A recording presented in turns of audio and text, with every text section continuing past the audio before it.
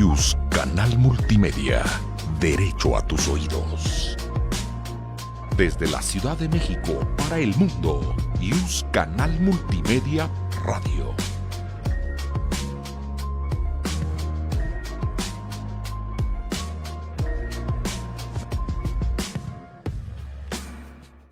News, Canal Multimedia presenta Mundo Forense, conducido por Zoraida García Castillo, Anaí Rodríguez González y Carla Vázquez Barrera. Un programa de la Escuela Nacional de Ciencias Forenses y la Facultad de Derecho de la UNAM.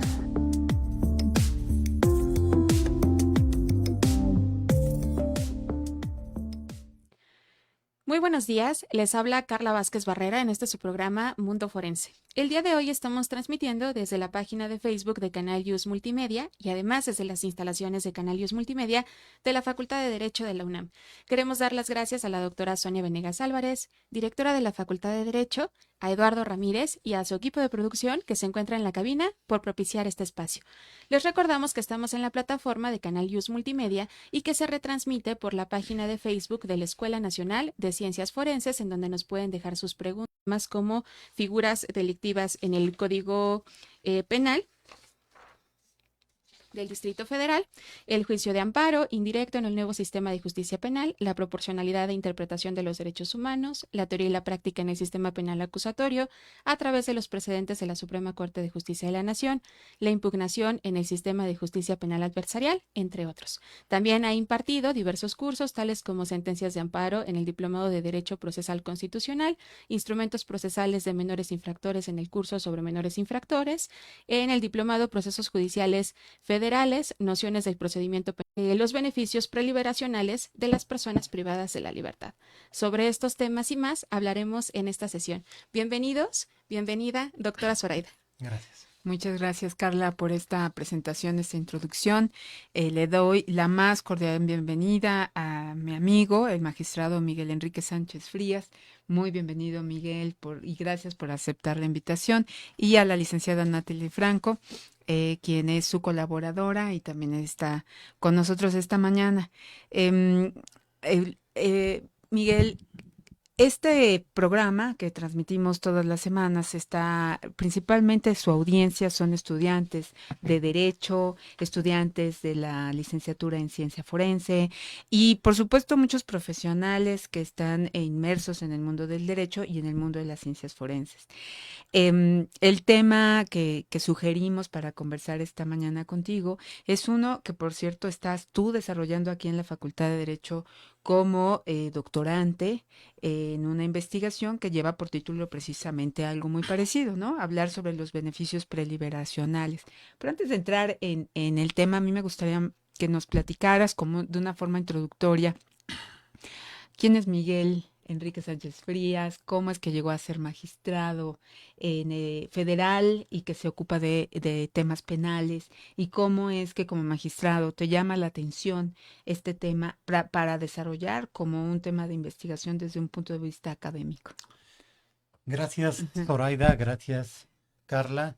Primero el agradecimiento, pues, al canal, a la doctora Zoraida, a la Escuela Nacional de Ciencias Forenses. Es bien importante estos espacios porque nos permite acercarnos hacia un universo de personas quizá indeterminado, pero identificable por las preocupaciones que tienen. Y pues como tú nos dices, Facultad de Derecho, Facultad de Ciencias Penales. Entonces, son temas que me parece que son interesantes. Primero, en cuanto a tu pregunta, híjoles, quizá nos faltaría tiempo de por qué empezó uno con esto. Quizá te debo decir que desde el año 1990, tal vez, cuando yo estaba estudiando todavía la carrera de Derecho, segundo semestre, tercer semestre, debo decir que cuando yo entré a estudiar Derecho, mi idea no era dedicarme al derecho penal y tampoco a ser juzgador. Yo en ese momento tenía una idea del derecho corporativo, quizá las notarías. Sí. De hecho, yo estudié en la Universidad de La Salle la licenciatura y está muy encaminado hacia esa parte, ¿no?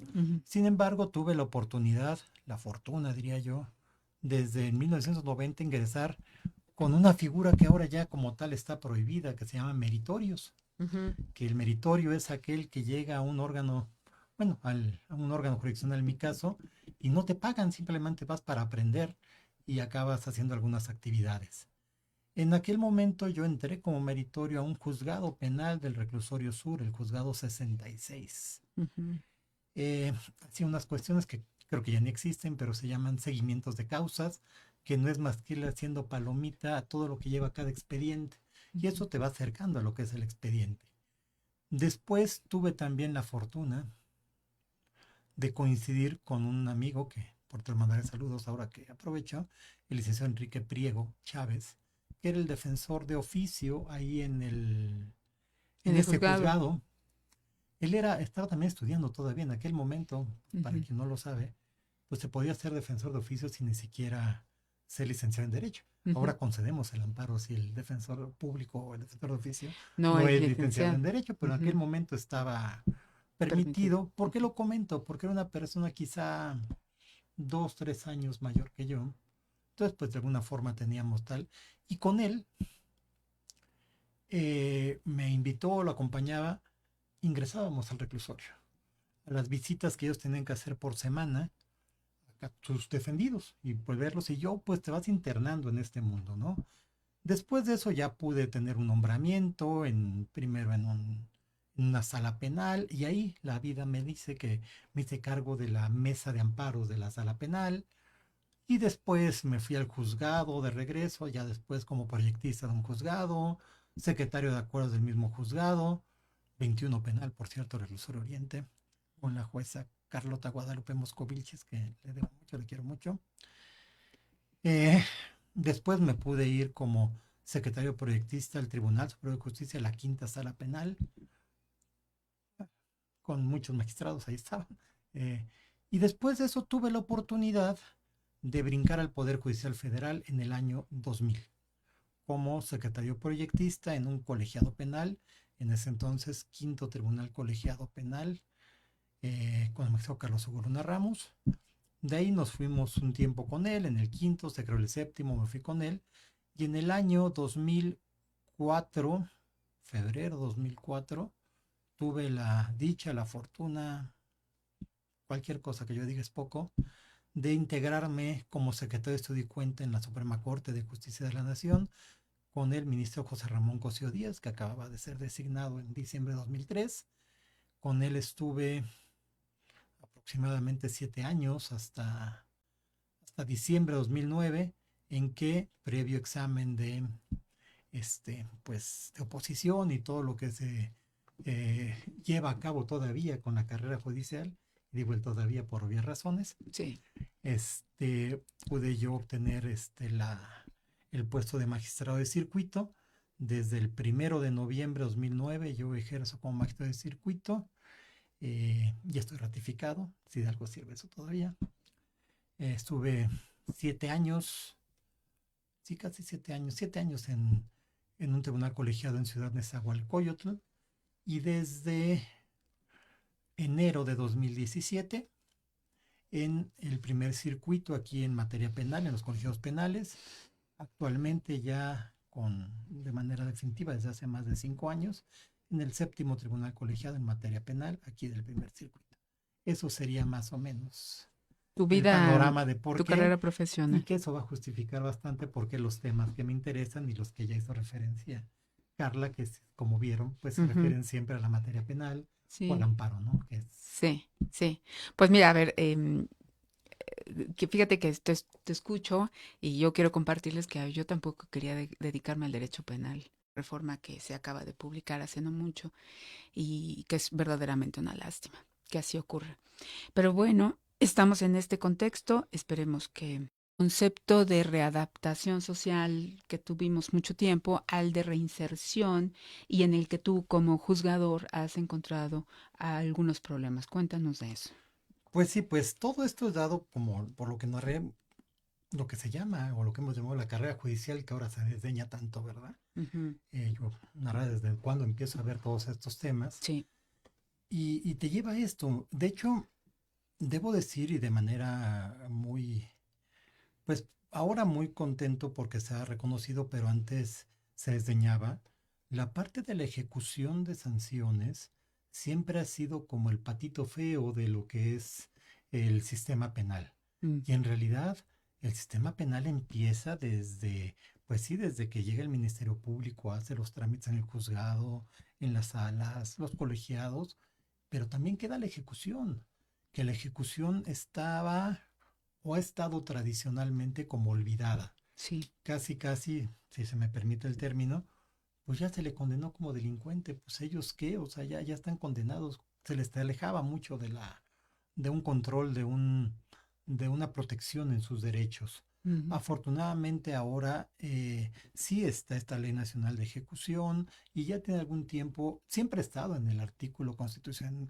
el 18, el tema de la adaptación y que ahora ya le ponen reinserción, que es un término, en realidad cambia el término, tiene implicaciones distintas, aunque en la práctica muchas veces Se ejecuta se igual. ejecuta igual, ¿no? Ujú.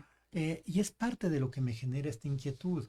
Yo, como lo he narrado, pues he estado desde el juzgado, ¿no? Desde que llegas y les tomas la preparatoria, la declaración preparatoria a la persona, y pues tengo recuerdo de algunos que decías, híjoles, de veras esta persona hizo todo esto que dicen, lo veías y no parecía que fuera, o viceversa, ¿no? Ujú. Dices, Ujú. pues este sí es un caso completo, ¿no? Ujú. Pero ahí en el juzgado, al menos todavía desde la visión de los juzgados, pues se le respetan los derechos, tiene a su defensor, tiene, pues en la audiencia se les da los la voz, se les trata de una manera o trata de ser humana en ese sentido, pero una vez que son sentenciados en el juzgado, incluso en la sala todavía tienen por ahí en la segunda instancia la opción de tal, pero una vez que son sentenciados, la verdad es que quedan como olvidados. Ujú. La misma familia los deja ya de ver, todavía al principio, cuando acaban de llegar, pues van a la visita y con todo lo que implican las visitas en reclusorios, y van cada semana la familia, a veces la esposa, a veces la mamá, quizá los hijos, pero una vez que la persona es sentenciada, la verdad es que quedan como olvidados. Y lo que sucede es que en esa etapa de ejecución, que muchas veces en atención a las penas que están previstas y que se imponen, es la que más tiempo están ahí, están solos. Ya no tienen el seguimiento o el acompañamiento de un abogado, la compañía de la familia o asistencia. A veces algunos, sí me refiero en una generalidad, no. Ujú. Y mujeres peor, quedan Ujú. a veces mucho más Más abandonadas, segregado. porque cuando el interno es hombre, las esposas van o la familia. Cuando es mujer, Las casi olvidan. nadie va. Pero bueno, es una realidad, no Sí. estoy diciendo que esté bien o esté mal, simplemente es una Sucede. realidad. Por eso es que ahora estas personas, ya que están internas, pues tienen una pena, pero hay beneficios que se les pueden otorgar estando internos y que llevan en algún momento a que su sentencia se cumpla de manera más breve o puedan estar menos tiempo en internamiento. No olvidemos que uno de los principios que están ahora en la Constitución y todo se refiere a que pues, la menor intervención de la pena de prisión, es decir, si puede haber alguna otra opción antes de la pena de prisión, tendría que privilegiarse. Y además, estando internos, pues bueno, entre más rápido puedan reincorporarse a la sociedad, pues mejor será por varias razones. Y se verá quizá un poco insensible, pero cuesta caro mantener a todas las personas allá adentro. Es una cuestión económica. Pero incluso está contradictoria, pues ¿cómo quieres que se reinserte? Hablemos ya del término que está vigente actualmente en el 18. ¿Cómo quieres reinsertar a alguien a la sociedad si lo tienes adentro del reclusorio? O sea, es como un contrasentido. Ujú. La reinserción me parece que por definición implica que la persona forme parte de esta colectividad. Sí ha delinquido, igual se tiene que tener algunas medidas de seguridad, un control, pero pues ¿cómo vas a saber si realmente puede reinsertarse o no? Si lo tienes ahí adentro después de 20 años, quieres que llegue y actúe Ujú. como si nada, ¿no? Digo, con las proporciones guardadas, pues llega uno a un lugar nuevo de trabajo y no conoces a nadie Ujú. y quieres que ya seas amigo de todos y que te lleves muy bien con todos. Es complicado. Ese es el tema de esto, es decir, ocuparnos como objeto central como tema central de las personas que están privadas de la libertad. ¿Y qué pasa aquí? Hay personas que tienen ya 5, 6, 7, 8 años adentro y otras que van llegando. Pero con esta reforma que nos comentaba Carla, que es la de 2008 de tal, pero en realidad la Ley Nacional de Ejecución se publica en el 2016, si no mal recuerdo, y aparte tuvo algunas vacaciones y todo, entonces ahorita ya está en pleno vigor.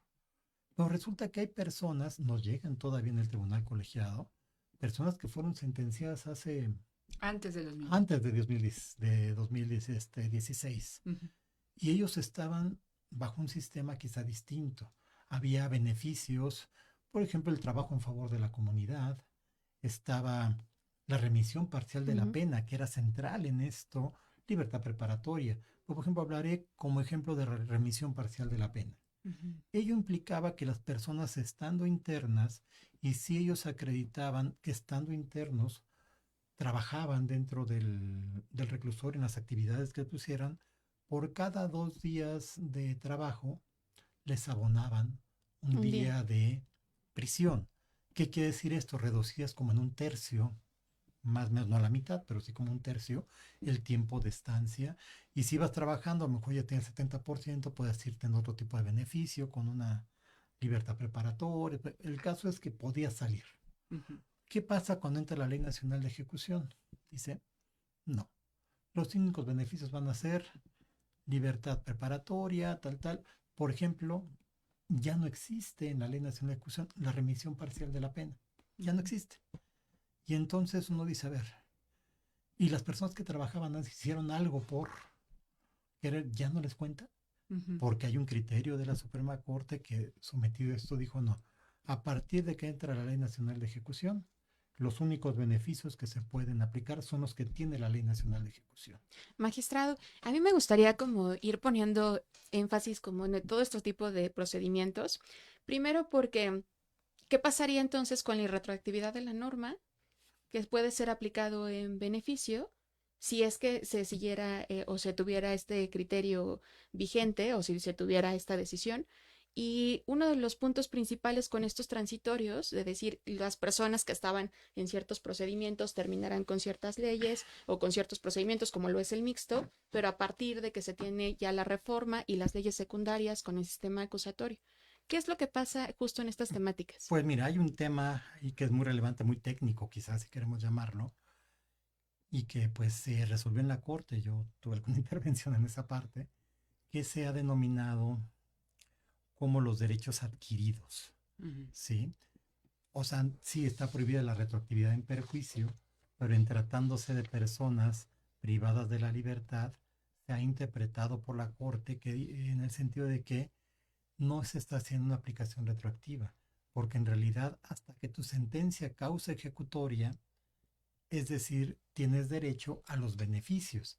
Entonces, al momento en que la sentencia causa ejecutoria, que puede ser a lo mejor ingresaste de 2009, pero causa ejecutoria por los todo en 2017, Ujú. pues tú ya habías trabajado, pero como causa ejecutoria en 2017, en ese momento ya estaba vigente la Ley Nacional de Ejecución y es la que te aplico. Se ha interpretado que no hay retroactividad porque en ese momento, cuando causa ejecutoria, es que se empieza el sistema, el tema de la ejecución, lo cual es debatible al menos, porque a Claro. ver, las personas llevan 6 años presas y bueno, creo que es algo normal, yo lo he visto con las personas internas, pues cuando llegan, en su mayoría al menos, pues todos dicen que son inocentes, ¿verdad? Yo no lo hice, me dijeron, me hicieron tal.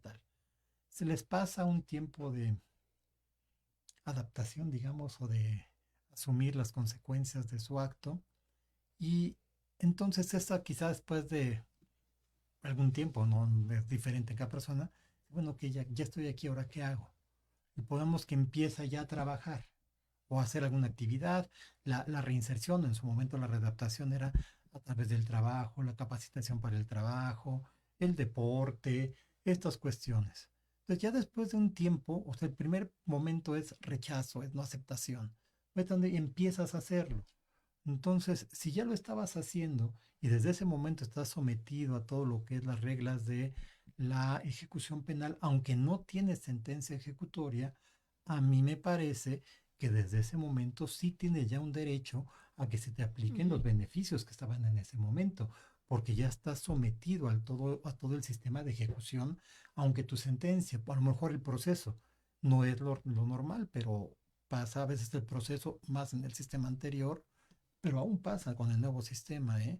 Hay veces que te lleva el nuevo sistema hasta un año, aunque diga que son audiencias de tal, te lleva un año. En el anterior podía tomarte 3, 4, 5 años de proceso de primera instancia. Venía la apelación, ahora el tribunal de alzada. El caso es que el proceso igual te puede tomar varios años, ¿no? No quiero decir un tema, aunque la Constitución diga que no puede ser más de 2 años conforme al tal, pasa.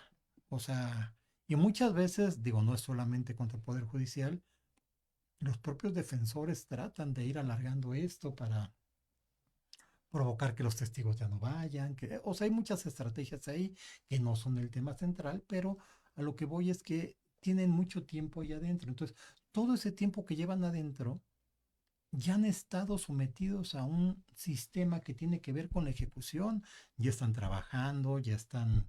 ¿Y por qué de repente ya no les vas a tomar en cuenta todo eso, sino solo otros beneficios que no son igual de asequibles que los que estaban antes? Ese es un poco lo que nos llevó, que me llevó pues a hacer sobre este tema, porque creo que sí es necesario que hagamos ahora énfasis o centremos el estudio en estas personas que han estado, les decía yo, como tradicionalmente olvidados o relegados. O sea, también tienen derechos. Ya sé que entramos a una discusión tan absurda que de repente entonces los delincuentes tienen más derechos. No, no es que tengan más o menos derechos. Los tienen y hay que ver de qué manera se pueden efectivizar. Mi término, yo lo he utilizado mucho y parto mucho esa premisa, que es de efectivizar los derechos. Con el mismo juicio de amparo, no se trata de atacar, de hacer valer violaciones a mis derechos. No, puede haber no una violación a mis derechos, pero no se están efectivizando. No tengo, por ejemplo, las personas que están internas, se me ocurre, de manera de ejemplo, no tienen un servicio médico. O sea, hay el servicio médico del reclusorio, pero si alguien requiere una cirugía, un tema mayor, hombre, los ponen ahí una lista de espera que es el triple de las personas que están afuera. Sí. Y se pueden morir ahí adentro. Sí, sí. Entonces, es el tema de efectivización de los derechos lo que me mueve mucho a esto. Sí, sí. Precisamente este último tema que acabas de tocar. A mí, yo estuve un tiempo como consejera, eso es un cargo honorífico, de consejera de la CONAMED, la Comisión Nacional de Arbitraje Médico, y tuvimos ahí, nos enteramos de varias quejas en donde se visibilizó cómo a las personas que están recluidas pueden padecer verdaderamente de una violación grave de sus derechos en materia de salud por muchas razones. Primero, porque no tienen un servicio médico asequible, suficiente, que tenga todo el material necesario, porque en los trámites de poder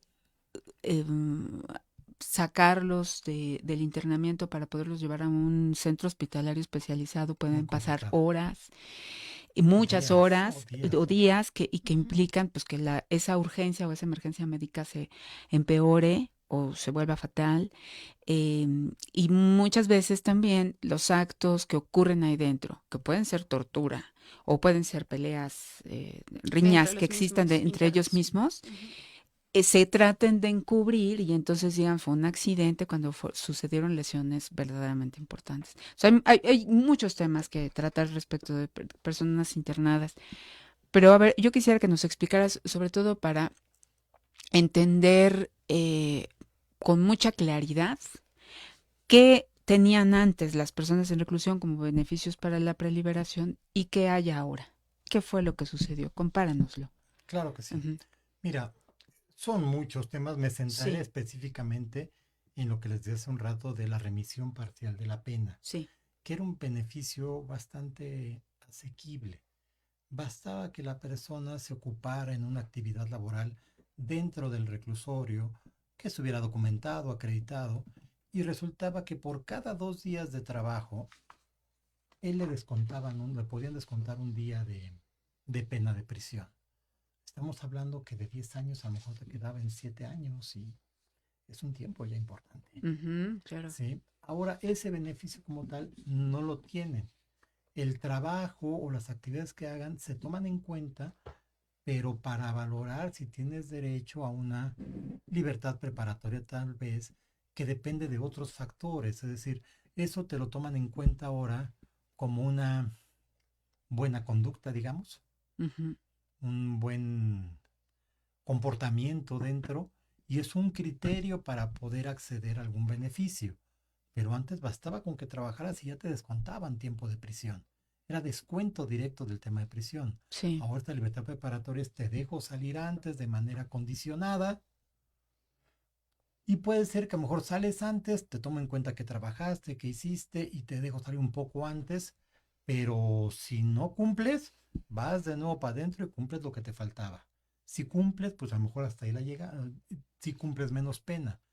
Pero digamos, estamos en un sistema donde la pena se descontaba de manera directa, si se me permite el Sí. término, por el trabajo, y ahora Ujú. ese trabajo no es más que un criterio para poder valorar si tienes derecho o no a una libertad, no sé, condicionada, o como le llamemos, pues en el Sí, nuevo forma sistema. parte como del plan de actividades, Así es, pero ya no como un elemento central para que se descuente se directamente reduzca. la Ujú. pena Ese es el Ujú. o se tema. Y el reduzca. problema es que hay muchas personas que ya estaban trabajando desde antes, ¿no? O sea, a lo mejor, como decía hace un rato, les costaba trabajo aceptar o asimilar la situación, pero hoy estaban trabajando y resulta que ahora pues no me cuenta más que me valoren para ver si tal, ¿no? Luego ve uno los dictámenes del Comité Técnico Interdisciplinario. Dice, no, no tiene ningún beneficio porque tiene una sanción porque llegó tarde a la lista tal día Ujú. y con eso ya no le dan derecho, por ejemplo. O no tiene porque se peleó. Caray, o sea, eso es como una expresa. Si alguien se pelea un día y, pues digo, no estoy diciendo que se peleen todos, ¿verdad? Pero tampoco creo que sea un criterio como para decir, te has tenido un mal comportamiento y por eso ya no puedes acceder a la libertad condicional o preparatoria, como lo queramos llamar. Ujú. Es el problema, Ujú. que antes tenían el acceso, digamos, más directo, más inmediato a un descuento de la pena y ahora queda condicionado a una valoración que sí parte de esta actividad, pero es solo un elemento. Hay veces que pueden tener mucho tiempo de trabajo, pero por algún factor externo, a lo mejor nos tocó un asunto ahora que lo mencionan, dice, Ujú. no, no tiene un proyecto, no le acordamos o no se aprueba por el comité técnico que pueda acceder a un beneficio porque no estudió mientras estaba ahí. Y uno ve su historial, pues él ya tenía una licenciatura Mm. y él incluso colaboró dando clases, Ujú. pero el comité técnico decía, es que no estudió. Pues, ¿qué quieren que estudie? ¿Le vas a dar un doctorado ahí, una maestría? ¿Se las vas a dar ahí? ¿Tienes el mecanismo para Pues poderles no, él hacer participó efectivo? de otra manera. Entonces, ¿cómo le vas a valorar esa parte de que es de la capacitación o el estudio y esto? Si ya tenía él cubierta esa parte. Incluso él dio clases en el interior a algunos internos de algunos temas y todo. Sin embargo, su valoración decía que no era, que no calificaba pues para tener una libertad porque no había estudiado. Entonces, híjoles. Digo, Ujú. obviamente eso lleva a revisiones y todo, y Ujú. se viene al amparo indirecto, a veces llegan a la revisión y a lo mejor sale, pero Ujú. lleva tiempo todo eso, ¿no? No es Claro, de inmediato, y es claro. lo que se trata de agilizar para que puedan, otra vez el principio o la idea básica es, si estamos hablando de reinserción, tienes que procurar que regresen lo más pronto posible a una sociedad, una colectividad Precisamente para reinsertarse. poder ver si están reinsertados o no, Sí, si pueden reinsertar, claro, con controles, claro. ¿verdad? Con medidas de seguridad, vente a firmar cada 15 días, cada mes, a lo mejor acredítame que ya conseguiste un trabajo, Ujú. es decir, no vuelvas a delinquir, lo que sea Sí, conducente o considere la autoridad, sí. pero en realidad pareciera que es como una gracia de la autoridad, pues, cuando tendría que ser su derecho. Su obligación. Bueno, vamos a irnos a una pausa por unos minutos y regresamos para seguir conversando con el magistrado Miguel Enrique Sánchez Frías. Gracias. Soy Eduardo Ferrer MacGregor, investigador del Instituto de Investigaciones Jurídicas de la UNAM y presidente de la Corte Interamericana de Derechos Humanos. Los invito a seguir escuchando JUS Canal Multimedia.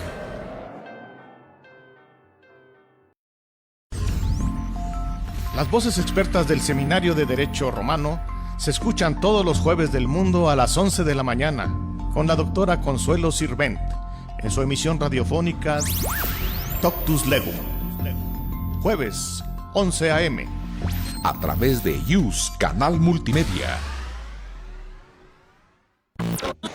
Ricardo Rivera Ortega, rector de la Universidad de Salamanca, invita a todos los juristas y aspirantes a serlo a escuchar con atención Radio JUS.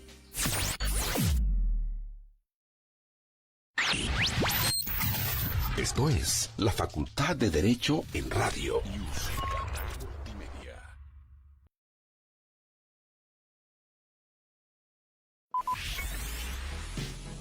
Al filo del mediodía, todos los martes de 12 a 13 horas, se transmite la emisión radiofónica del Seminario de Derecho Penal. Sí es penal, con la conducción del maestro Arturo Luis Cosío Zazueta. Sí es penal y está en JUS Radio.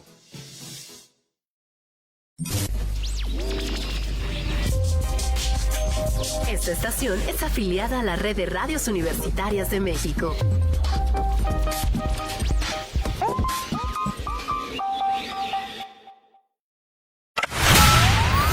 El Seminario de Derecho Civil de la Facultad de Derecho de la Universidad Nacional Autónoma de México los invitan a escuchar Tópicos de Derecho Civil.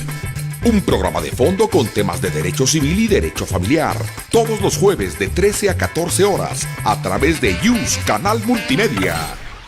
Conozca todos los programas en la plataforma de educación a distancia. Visita nuestra página de internet y sigue la transmisión de todos nuestros programas en www.derecho.unam.mx.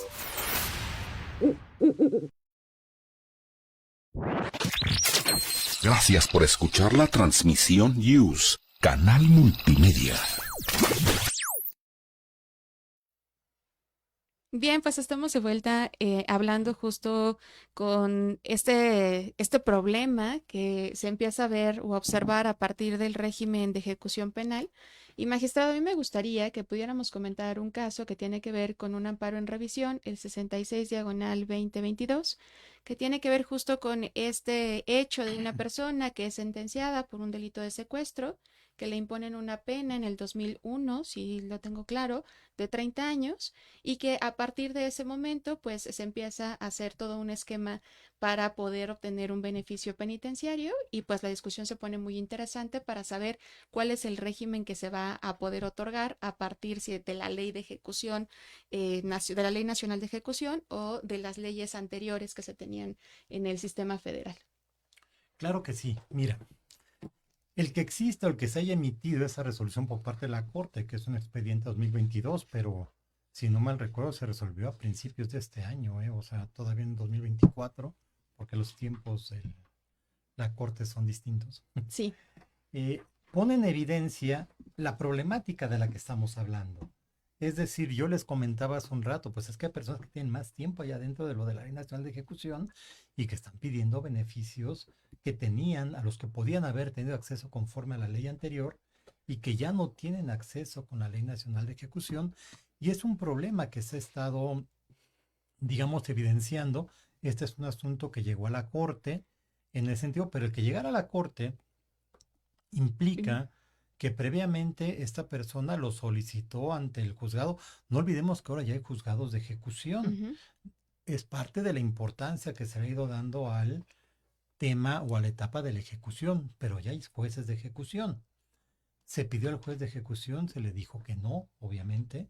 Se planteó la inconstitucionalidad, seguramente algunas normas de la Ley Nacional de Ejecución que precisamente prohibían, y el transitorio, hay un transitorio por ahí, el cuarto creo que es, muy específico de esa reforma que dice se aplicarán los de esta ley, no los anteriores. Se plantea la inconstitucionalidad, seguramente el juzgado de ejecución, o como era el sistema anterior, quizá el propio juez que llevó el procedimiento, que se convierten también en jueces de ejecución, dijeron no, lo que te toca es esto, se vino o se fue al amparo indirecto, seguramente el juez de distrito le dijo no. Se va en revisión, al haber un tema de constitucionalidad, el tribunal colegiado pues lo reenvió a la Corte, y por eso la Corte, al ser un tema de interpretación constitucional, lo asume y lo resuelve como amparo en revisión. ¿Y qué hace la Corte aquí? Lo relevante de este asunto, desde mi perspectiva, claro está, aunque no es algo acabado todavía, es parte de lo que queremos trabajar en esto, es primero como que se evidencia, se dan cuenta que hay un tema importante ahí, es decir, hay personas que están internas, que llevan más tiempo de lo que lleva la Ley Nacional de Ejecución y tenían otros beneficios, que ya tenían actividad, estaban trabajando y simplemente, digámoslo de manera literal, de un plumazo con la Ley Nacional de Ejecución, se dije de aquí para acá, estos, de aquí para acá, ninguno. Lo que dice la Corte es, de alguna forma, matiza esto que hablábamos hace un rato de los derechos adquiridos, aunque no lo termina de aterrizar o de quitar, pero sí le abre un poquito la puerta. Yo prefiero que abriera un abanico, ¿verdad? Así completo de opciones. Dice, bueno, habrá casos, la Corte siempre es muy mesurada en términos de esto, habrá casos en que, viendo el mayor beneficio y atendiendo a la situación específica, que pudiera ser que sí pudiera acceder a algún beneficio de los que ya estaban, siempre y cuando, pero lo condiciona, me parece que ese es el problema, que no accediera a nada conforme al nuevo sistema. Porque, por ejemplo, en la Ley Nacional de Ejecución, los delitos de secuestro y delincuencia organizada están vetados completamente, no pueden tener un beneficio. Las personas que han sido condenadas por delitos de delincuencia organizada, secuestro, esos delitos que se han considerado que hay un catálogo, sí, no pueden acceder a beneficios, no hay. Lo cual de suyo encierra un problema, porque nos podríamos preguntar, ¿eso no es una doble sanción? Porque, a ver, el delito como tal de entrada desde el principio, porque ya se considera de alguna trascendencia grave, tiene una pena mayor. Bueno, baste con decir que hay delitos de privación ilegal de libertad o secuestro que tienen una pena hasta 90 años. Sí, además de que desde el principio tienen una forma de investigarse más sí, hay un régimen inquisitiva, distinto, sí, ¿no? O sea, pero ya la pena, por ejemplo, hay delitos de 50 a 90 años en la ley, sí, para evitar el delito de secuestro, tal, hay penas de 50 a 90 años para un delito, ¿eh? Sí, ya es cadena perpetua. Entonces ya tiene ahí un tema. Luego, no tienen derecho a ningún tipo de ningún tipo de beneficio en el trámite, o sea, alguna libertad, algún tal, adentro. Y al final tampoco tienen derecho a algún sustitutivo beneficio porque por el delito. Entonces, en ese rango, entonces esas personas están como que muy, y yo no estoy defendiendo a los delincuentes, no se malinterpreten, pero pues ya les sancionaste con una pena más grave. Ya les aplicaste una reglamentación, un procedimiento distinto, con beneficios no tuvieron obviamente de beneficio una libertad. O sea, por ejemplo, de forma automática tienen, son privados de su libertad mientras Así son es. investigados incluso, ¿no? Así es. No tienen derecho a una libertad, que se llama libertad provisional, ahora con las medidas cautelares que están en el código en el Código Nacional, no tienen, no hay. Sí. Y aparte, cuando estás en prisión o ya estás sentenciado, tampoco puedes acceder a ningún beneficio. Híjoles. Entonces la Corte como que se da cuenta un poco de esto, pero un poquito nada más, y abre una puertecita, una ventanita. Y bueno, en estos casos podríamos revisar si conforme el sistema que tenían, pudiera ser que tuvieran acceso a algún beneficio de los que estaban antes. Pero son como que con unas condicionantes, ¿no? Sí, siempre sí, o sí, siempre cuando qué, y queda siempre sujeto a una interpretación. Y si llegó a la Corte, quiere decir que en estas interpretaciones previas no se le dio. Entonces, un poco lo que buscamos con esta trabajo es que tengan un acceso, si no automático, porque yo entiendo que debe haber ciertas parámetros, pero sí menos complicado, otra vez, perdón por el término que sea repetido, que se logre efectivizar los derechos y que las personas pues puedan reinsertarse, que no mueran allá adentro. Sí. Miguel, fíjate que tenemos ya poquito tiempo, ya casi se nos agota. Entonces yo quisiera aprovechar en hacerte una penúltima pregunta, porque la última la hará la maestra Carla. Y esto toca un poco la intervención de lo forense, de las pericias, de este tipo de cuestiones. A ver, en este nuevo sistema de ejecución de sentencias se introdujo esta figura de tener unos comités técnicos interdisciplinarios que puedan evaluar desde varios puntos de vista de trabajo social, psicológico, cuál es el comportamiento de las personas que están internadas y si esto puede, y estos dictámenes lo toman en cuenta los jueces, sobre todo los jueces de ejecución en primera instancia, para tomar ciertas decisiones. ¿Cómo están? La idea de estos comités técnicos interdisciplinarios es, pues sí, crear un estudio de naturaleza psicosocial para poder tener instrumentos para hacer efectiva la reinserción social. Parece que eso no está funcionando. Pero ¿qué es lo que tú opinas? ¿Cómo ves? ¿Qué es lo que está pasando ahí? Ya nos comentabas hace un momento sobre estas interpretaciones un tanto subjetivas sobre si se cumplen ciertas tareas, con el caso que nos dices del que la persona que ya era licenciada y que luego no estudió. Abunda un poquito en eso. Mira, el Comité Técnico Interdisciplinario ya existía desde antes. Ahora tiene un peso quizá mayor, porque finalmente por ahí pasa la decisión si la persona puede acceder o no acceder a un beneficio. ¿Sí? Este Comité Técnico Interdisciplinario interviene en diferentes profesionales y por eso se le llama interdisciplinario. Hay criminólogos, hay psicólogos, hay trabajadores sociales, es decir, varias áreas, médicos incluso, por eso se denomina como interdisciplinario. El tema está en que cada quien hace una apreciación desde su área de expertise, pero luego tiene que haber alguien que lo conjunte y diga, a lo mejor, pues lo ideal sería que tendría, perdón por cada 10 en todo, ¿verdad? Claro. Pero pues eso, la realidad no es así. El tema es que quizás es un criminólogo el que tenga que ser el que sintetice todo esto y diga un poco la proyección de esta persona. Es decir, sabes que sí ha trabajado, pero le cuesta trabajo seguir orden. Sí ha estudiado, pero pues, no es tan brillante. Sí tiene problemas familiares y todo, pero sí cuenta con un apoyo. Todo esto me lleva a que la persona es factible que pueda reinsertarse porque tiene de alguna forma un apoyo familiar, quiere trabajar, no es una persona rebelde en ese sentido, no es violenta, no es tal, pero esa síntesis que se tiene que hacer es la que de repente a veces falla. Y luego la apreciación por los jueces, que a veces se ha dicho que los jueces somos perito de peritos, lo cual es una gran mentira, porque sí tenemos que resolver sobre todo cuando prueban, pero no somos expertos en todo. Entonces tenemos que tener el análisis de cada quien. Esa parte es la que de repente pudiera mejorarse, pienso yo.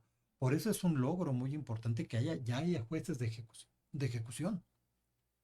Ellos ya tienen esa visión mucho más clara y pueden ponderar de mejor manera todos estos aspectos para poder lograr y quizá verificar si fue correcta o no la valoración de este comité, si la persona sí puede acceder a un beneficio. Digamos, casi quieren que el que pueda acceder al beneficio es el que tiene 10 y a lo mejor pues basta con que tenga 7 o 6 para que pueda, o sea, no puede estar perfecto. Entonces, imagínate una persona que lleva N cantidad de años adentro, que quieren que sea totalmente funcional, que tenga todo, pues es casi muy complejo, ¿no? Entonces hay puede que tener sesgos. Por eso es lo importante de la efectivización de sus derechos sobre estas personas en particular. Sí. Sería- Magistrado, ya estamos justamente cerrando y nos gustaría que sí. pudiera recomendar una obra artística, libro, una pieza de Realidad y ciencia ficción que vinculan algunas cosas del mundo real y lo van novelando. Hay un libro que es quizá demasiado comercial, pero la verdad es que de repente hace falta leer algo más ligero que todo lo que uno está leyendo siempre, que se llama El Código Da Vinci. El autor es Dan Brown, que tiene varios libros, El símbolo perdido, El infierno. Pero en realidad lo interesante que a mí me ha gustado es que de alguna forma se vincula con todo esto del derecho penal y estas cosas, pero es de ciertos datos fácticos reales, que si, por ejemplo, en el Código Da Vinci, de la obra de la Mona Lisa y de ciertas cuestiones, se van sacando elementos y se van relacionando con otro tipo de cuestiones, con la iglesia, con grupos que existen o no existen, y se llega a una realidad novelada que se me hace bastante interesante, o sea, bastante ágil y entretenida, porque la verdad es que uno lee tantas cosas que ya lo que quiere es... Participan de manera honoraria. En News, Canal Multimedia. Derecho a tus oídos.